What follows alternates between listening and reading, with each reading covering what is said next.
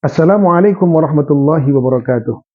Alhamdulillahillazi anzala as-sakinata fi qulubil mu'minin liyazdadu imanan ma'a imanihim. Asyhadu an la ilaha illallah wahdahu la syarikalah wa asyhadu anna Muhammadan abduhu wa rasuluhu la nabiyya ba'dah. Allahumma shalli wa sallim wa barik ala sayyidina Muhammad wa ala alihi wa ashabihi ajmain. Apa kabar saudaraku di mana saja berada? Alhamdulillah kita dapat bertemu kembali pada sesi kali ini. Kita lanjutkan pembahasan kita yang ada pada buku Ramadan Madrasah Taqwa. Salah satu topik yang dibahas di sini adalah mendidik anak dengan puasa. Kapan seharusnya anak itu dididik? Dan bagaimana cara mendidiknya? Lalu apa hikmah yang diperoleh ketika kita mendidik anak kita untuk berpuasa? Saudaraku yang dimuliakan Allah, bahwa Ramadan hadir sebagai sahrut tarbiyah. Dia sebagai bulan pendidikan, tidak saja bagi setiap insan yang beriman, tetapi juga Ramadan menjadi momen penting untuk mendidik anak kita, keluarga kita, agar menjadi keluarga yang bertakwa kepada Allah Subhanahu wa Ta'ala.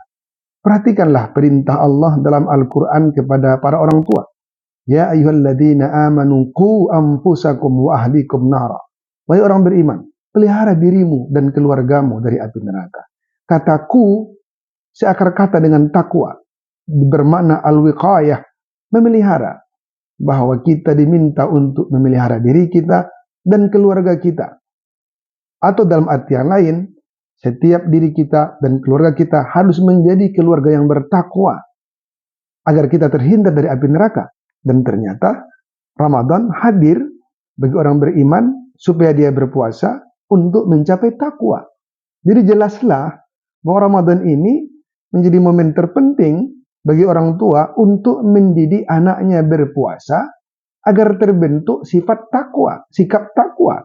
Baik bagi anak kita, terutama kita sebagai orang tua yang idealnya menjadi teladan bagi anak-anak kita.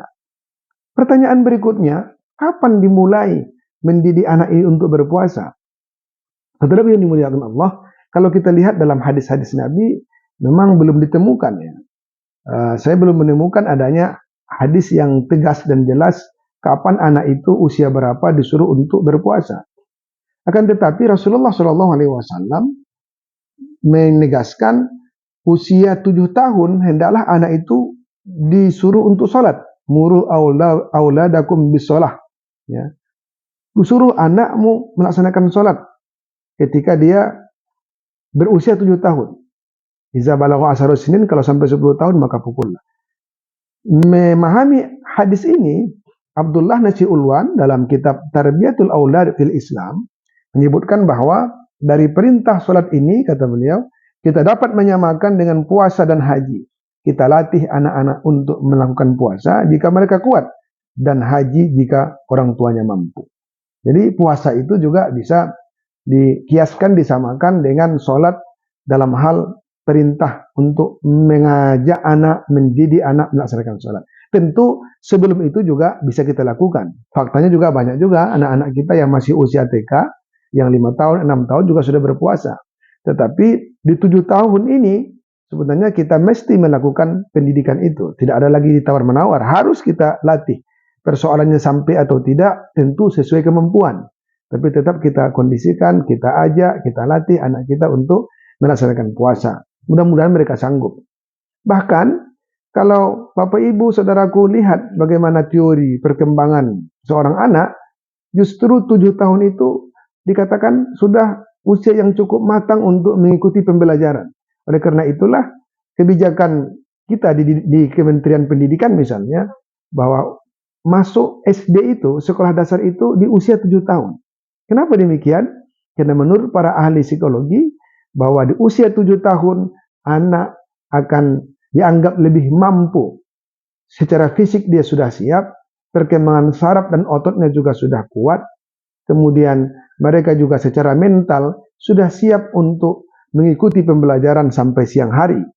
Dalam pembelajaran di sekolah maksudnya. Oleh karena itulah siswa di SD itu memang sebaiknya di usia 7 tahun. Nah, dalam Islam ini disebut dengan mumayyiz. Memang belum menjadi kewajiban, belum dia baligh. Akan tetapi secara fisik mereka sudah sanggup sebenarnya mengikuti puasa. Maka dibutuhkan kehadiran orang tua untuk mendidik anak-anaknya melaksanakan puasa tersebut. Oleh karena itu, bagaimana caranya? Tentu komunikasi yang baik. Berikan pemahaman kepada anak-anak bahwa kita harus berpuasa sebagai seorang mukmin, dan cara yang terbaik orang tua mendidik anak adalah dengan keteladanan. Ya, orang tua tentu harus berpuasa. Memperlihatkan kepada anak sejak kecil kita berpuasa, kita sahur, kita berpuasa, kita sholat berjamaah, kita tadarusan, kita tarawih, buka bersama. Nah, banyak di keluarga-keluarga kita justru sebelum usia 7 tahun anak itu justru ikut berpuasa gitu kan. Kenapa? Karena melihat contoh teladan dari orang tuanya. Maka di samping keteladan yang ada, orang tua juga harus mengajak berkomunikasi dengan penuh kasih sayang untuk melibatkan anak berpuasa. Ini juga penting sebenarnya. Kalau kita merujuk kepada surah An-Nisa ayat 9. A'udzubillahi minasyaitonir rajim. Wal yakhshal ladzina law taraku min khalfihim dzurriyyatan ni'afa khafu 'alaihim falyattaqullaha wal yaqulu qawlan sadida. Hendaklah kamu khawatir jangan sampai meninggalkan generasi yang tak berkualitas, generasi yang lemah. Khawatir kamu dalam kondisi itu. Solusinya apa kata Allah? Falyattaqullaha wal yaqulu qawlan sadida. Bertakwa kamu kepada Allah dan berkata kamu dengan perkataan yang sadid. Sadid itu dalam tafsir Al-Munir, Syekh Wahbah Zuhaili menyebutnya berarti lemah lembut dan berkata yang lurus lagi benar. Jadi kuncinya bertakwa, komunikasi. Jadi tadi kita ajak anak kita untuk berpuasa dengan cara kita tuh harus menunjukkan kita itu puasa. Kita itu berupaya menjadi hamba yang bertakwa, dan itu didahulukan. Karena takwa di sini kan otomatis sudah menjadi kepribadian dan menjadi teladan gitu. Nah, ini yang pertama. Jadi mendidik anak itu utamakan kita jadi teladan. Falyattaqullah. Keteladanan itu harus bertakwa kepada Allah Subhanahu wa taala. Sudah kita contohkan, tentu kita ajak dia dengan lisan kita, dengan cara yang benar, dengan tetap lemah lembut, bukan memaksa. Wal yaqulu qawlan sadida. Berkomunikasilah dengan anakmu dengan cara yang sadid, dengan benar, dengan lurus, ya kan? Maka ada yang ulama kita yang mengkritik ini, kenapa disuruh anak puasa setengah hari gitu kan? Ya memang sebaiknya kita jangan bilang setengah hari, ya puasa. Tentu jika dia memang tak sanggup lagi, namanya latihan, ya ini pendidikan, ya kita bisa saja membolehkan dia untuk melepas dulu puasanya gitu. Tetapi tetap besoknya terus kita latih sampai kemudian dia bisa sempurna melaksanakan puasa mulai dari terbit fajar hingga tenggelam matahari. Saudaraku yang dimuliakan Allah. Lalu pertanyaannya, apa gunanya kita melatih mereka untuk berpuasa? Sehingga ada lagu mengatakan, ada anak bertanya pada bapaknya, untuk apa berlapar-lapar puasa? Begitu kan? Ya, ini juga penting kita sadari sebagai orang tua mukmin, seorang muslim, untuk mendidik anak-anaknya berpuasa itu juga dalam rangka membentuk pribadi mereka supaya mereka pribadi yang beriman, bertakwa kepada Allah Subhanahu wa taala, sehingga terwujudlah anak yang saleh. Kalau kita lihat, puasa itu mendidik anak-anak kita untuk menerapkan Islam secara benar, baik pada aspek akidahnya, ibadahnya maupun akhlaknya. Dari segi akidah misalnya, kita tentu memberikan kesadaran kepada anak-anak kita bahwa mereka puasa itu karena Allah, bukan karena orang tua, bukan karena orang lain. Karena kalau karena orang tua, karena orang lain, bisa saja ditipu, bisa saja dibohongi. Anak-anak pergi dia ke kamar mandi, katanya mandi, tapi dia minum. Mana tahu orang tuanya, mana tahu teman-temannya, pura-pura aja dia loyo berpuasa. Bisa saja bukan. Tetapi kan anak-anak kita insya Allah tidak melakukan itu.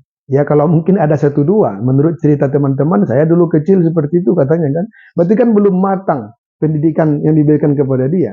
Tapi umumnya tidaklah. Insya Allah saya pribadi tidak pernah melakukan itu. Pura-pura puasa lalu minum gitu kan. Kenapa? Karena terbentuk orang tua kita mengajari bahwa puasa itu Allah pasti lihat. Mungkin kamu nak bisa bersembunyi dari orang. Sebagus, sehebat apapun teknologi untuk memantau ya, gerak-gerik manusia, bisa saja diakal-akali, bukan? Tetapi Allah tak bisa diakal-akali. Allah pasti melihat. Maka puasa ini betul-betul mengajarkan anak-anak kita supaya memiliki akidah yang kokoh, akidah yang benar, yang lurus lebih kuat. Satu, ibadah jangan ditanya. Ramadan ini terhimpun beragam-ragam ibadah yang kita lakukan. Luar biasa. Ya, mulai dari kita sholat, dan sholat ini mesti penting. Perlu kita tegaskan bahwa jangan sampai anak-anak kita dilatih puasa, tapi membiarkan tidak sholat. Udahlah, kasihan kita. Dia sudah capek-capek menahan lapar, anak tidur, biarnya dia tidur. Nanti kita bangunkan sampai mau menjelang berbuka baru dibangunkan. Dia tidur mulai jam 2 sampai jam 6. Kapan asarnya? Ini praktik yang keliru tentunya. Jangan menegakkan satu kewajiban, lalu mengabaikan kewajiban yang lain. Bukankah sholat itu secara jelas tadi Rasulullah menegaskan agar kita mendidik anak-anak kita sholat dalam usia 7 tahun. Bahkan sampai 10 tahun, sudah 3 tahun dipujuk dengan penuh kasih sayang, dilatih tak mau juga, fadribuhu alaih. Pukul dia. Begitu pentingnya untuk mendidik salat itu. Maka Rasulullah SAW juga secara khusus Allah memerintahkan wa'mur ahlaka bis-shalah wastabir 'alaiha. Perintahkan keluargamu salat, sabar kamu dalam melaksanakan itu. Nah, maka ibadah salat harus betul-betul kita tekankan selama Ramadan ini di samping dia puasa. Ya tentu secara fisik lebih beratlah puasa daripada sholat. Yang berat saja bisa dia lakukan. Kenapa yang lebih ringan tak bisa dia lakukan? Nah, oleh karena itu puasa kita latih, sholatnya juga dilatih. Bahkan untuk laki-laki, ayo bawa ke masjid, bawa ke musola yang ada dekat rumah kita. Dirikan sholat berjamaah. Kadang-kadang aneh, malam hari tarawih berjamaah, yang fardu tidak. Padahal kualitas yang terbaik itu tentu berjamaah fardu, bukan? Nah, kita latih anak kita sholat selama Ramadan ini. Berpuasa juga dia baca Quran, tilawah Al-Quran, berzikir, kita ajak beristighfar. Pokoknya beragam ibadah bisa kita lakukan. Sampai di akhir Ramadan pun kita libatkan, Bapak Ibu. Ajak anak itu untuk mengeluarkan zakat fitrah itu. Apakah berupa beras, apakah berupa uang. Bawa anak itu supaya dia menyaksikan dari kecil. Oh, ternyata ada ajaran Islam untuk mengeluarkan zakat fitrah. Ini sebuah keteladanan. Ini sebuah pengalaman yang berharga dalam hidupnya. Sejak kecil dia sudah diperlihatkan begitu Islam sangat peduli pada orang. Bukan justru kita dianggap orang seperti agama yang tidak punya rasa sosial, radikal, ditakuti sehingga muncullah kelompok-kelompok Islamofobia. Keliru. Islam itu sangat luar biasa. Tidak sempurna keimanannya kalau dia tidak mencintai sesama manusia. Tidak akan mungkin bisa sempurna ibadah Ramadannya kalau dia tidak mengeluarkan zakat fitrah. Ditambah lagi dengan sedekah-sedekah lainnya, infak lainnya. Maka yang ketiga, Ramadan dengan berpuasa, otomatis anak juga terbentuk akhlaknya. Akhlak kepada Allah sudah jelas. Dia jujur. Dia berpuasa karena Allah. Dia juga sholat. Hak-hak Allah dia penuhi dengan melaksanakan beribadah kepadanya. Lalu kemudian akhlak kepada sesama. Tadi ada zakat fitrah. Diajak dia, anak-anak kita juga, kita masak makanan menu berbuka, minta anak kita mengantarkan ke tetangga atau orang yang membutuhkan. Terlibat langsung dia. Kita ajari dia di sini untuk memiliki sikap sosial. Insya Allah ini sebuah pendidikan yang luar biasa. Tidak hanya untuk diri kita, tapi juga untuk anak-anak kita. Saudaraku yang dimuliakan Allah, terakhir, yang perlu kami tegaskan, Ramadan ini doa-doa seorang mukmin insya Allah diijabah oleh Allah. Ada keistimewaan Ramadan. Sementara hadis lain juga mengatakan salah satu juga doa yang diijabah itu adalah doa orang tua kepada anaknya. Jadi doa yang dikabulkan itu doa orang berpuasa. Di sisi lain ada pula doa orang tua pada anaknya. Sekarang kita gabung. Orang tua yang berada di bulan Ramadan sedang berpuasa sudah double berarti kan doanya. Dia sebagai orang yang shaim berpuasa, dia juga sebagai ayah atau ibu. Mari kita doakan anak-anak kita. Ya Allah, ya Rabb, anugerahkan kami anak yang soleh.